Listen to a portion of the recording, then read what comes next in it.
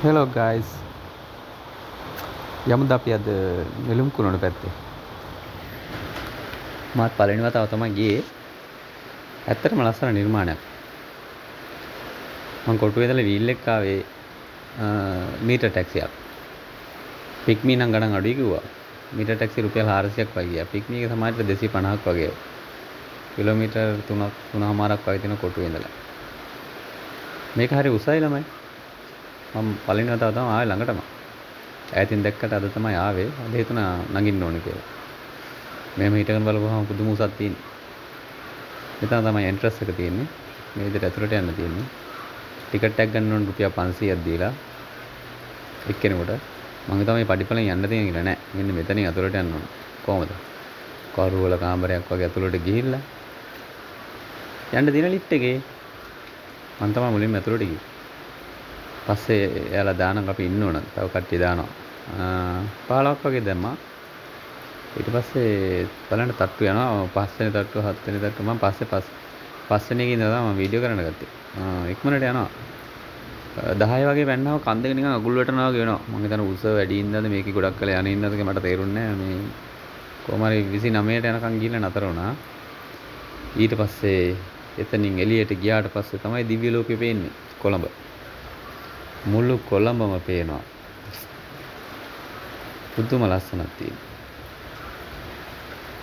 තව එකක්. මෙතන හිටගත්තාම ඒ හිටගන්න තැන ගහලා තියෙන එතන අපිට view point එක මොකක්ද කියලා. මෙතන හිටගත්තාම මේ පේන. මෙතන කටුනායක එයාපෝට් කියලා ගැටලා තිබ්බා. මම නම් හෙව්ව තිබුණේ නැහැ. පේන දුර වැඩි වෙන්න. හැබැයි ලස්සනයි. මොහොත බිල්ඩින් ටික ඔක්කොම පේනවා. ওই විදිහට යන හිටගන්න තැන හැමතැනම view point එක තියෙනවා. මොකද්ද මේ port of කොළඹ ගහලා තිබ්බා. ওই විදිහට. ඉතින් ඇත්තටම ලස්සනයි. වටේටම කැරකුණා. මේක උඩට ගිහිල්ලා රවුමටම කැරකුණා. එක තැනක තිබ්බා ප්‍රේමදාස ස්ටේඩියම් එක තියෙනවා කියලා පේන්න. ගෝල් ෆේස් හෝටල් එක. ප්‍රේමදාස ස්ටේඩියම් එක මම බැලුවා මට හොයාගන්න බැරි වුණා. සිකියුරිටි මහත්තයගෙන් ඇහුවා යා නම් මට පෙන්නුවා ඊට පස්සේ මම දැක්කා ඒක. පිටිපස්සේ තියෙන එතන බිල්ඩින් එකක් හදනවා. ඒ හින්දා වැහිලා තියෙන්නේ. ලොකු උස බිල්ඩින් එකක් හදනවා. පාර්ලිමේන්තු එකත් පෙවුනා. බලන්න ඕන යන්න ඈතට. ළඟට කියලා බලන්න ඕන. මේ විදිහට තමයි කොළඹ නගරයේම වටේටම පේනවා. මෙතෙන් ප්‍රේමදාස ස්ටේඩියම් කියලා ගහලා තියෙන පොඩි ග්‍රවුන්ඩ් එකක් යට තිබ්බා. මම හිතුවේ ඒකද කියලා නෑ.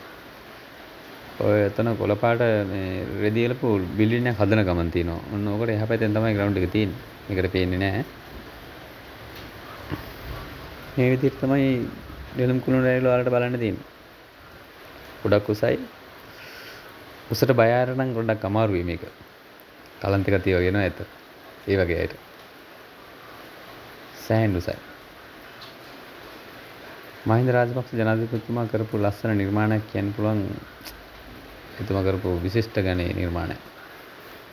කෙසේ වුණත් කොහොම වුණත් මේක අතිවිශිෂ්ට නිර්මාණයක්. ඒකල මම පල්ලෙහාට බැස්සා ඔය විදිහට. විනාඩි 5ක් කර හිටියා. ඔන්න 29 වෙනි තට්ටුවේ ඉඳලා අපි බලමු එකට යනකම්. ග්‍රවුන්ඩ් ෆ්ලෝ එකට. වැඩි වෙලාවක් යන්නේ තප්පර 25ක් වගේ තමයි යන්නේ පල්ලෙහාටම යන්නේ. මේ විදිහට 9යි 8යි 6යි 5යි 4යි 3යි 2යි 1යි ඔන්න අපි ආවා. එළියට එනකොට මේ විදිහට බ්ලූ ලයිට් එකක් දාලා තියෙනවා. සමනලිය වගේ ගිලන එතන ෆොටෝ ගන්න ගොඩක් අය. පස්සේ එළියට ආව මෙතනින්. මේ පඩිපෙලෙන් උඩට යන්න කීයද කියලා දන්නවද? මොකද්ද දන්නේ මට තේරෙන්නේ මෙන්න මේ මොකද්ද ওই දෙකට තමයි යන්න තියෙන්නේ. රුපියල් 9000යි ටිකට් එක. අම්මෝ. සවුත් ආසියාවේ දකුණු ආසියාවේ උසම බිල්ඩින් එක මේක. ගොඩනැගිලි නිර්මාණ. අතිවිශිෂ්ට නිර්මාණයක්. මේ පුංචි කොල්ලා මේක ගන්න විදිය මම බලන්න හිටියා. රුපියල් 100ක් දාලා කාසියක් ගන්නවා එළියට. කාසිය අර මෙතන දැම්මම ওই මැෂින් එක අන්ලොක් වෙනවා. ඊට පස්සේ තමයි අපිට ඔක හෑන්ඩල් කරලා ගන්න තියෙන්නේ ටෙඩි බේක්. ඔය විදියට. ඔක බලන් ඉඳලා මමත් දැම්මා තනියෙන් ගන්න බැලුවා හරි කියන බැරි වුණා. තව 500ක් කර වේදම් කරන්න පුළුවන් වෙනවා. ඊට පස්සේ පොඩි බඩගින්නක් ආවා මෙන්න මේ විදියට පොඩි රෝල්ස් එක්ක කෑවා. මොන්න කාලේ කරා. අග්ගල කෑවා. නෑ නෑ වීඩියෝ කරේ එකයි. කාලේ වෙලා වීඩියෝ කරේ. කොහෙද මම එළියට ආවා යන්න කියලා. බස් එක බුකින් දාලා ආවේ. කියන්න ඕන අනුරාධපුරේ ඉඳලා කොළඹට යනවා බස් එකක් උදේ පාන්දර 5:00ට. 1300යි කොළඹටම හයිවේ එකේ යන්නේ. කම්ෆර්ටබල් යන්න පුළුවන් කිසි කරදරයක් නැහැ. මහන්සියක් නැහැ. කම්ෆර්ටබල් සීට් තියෙනවා. සින්දුව නම් මනම් බයිලා මොකුත් සින්දුව ඇහෙන්නේ නැහැ.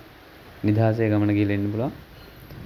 හවස දවල් 1:00ට වගේ ආයෙත් යාලා අනුරාධපුරයට යනවා. ඒත් බුකින් කරලා යන්න පුළුවන්. මම ඒකටත් බුකින් දාලා ආවේ. ඒක ලේසි. ගමන. Okay, bye.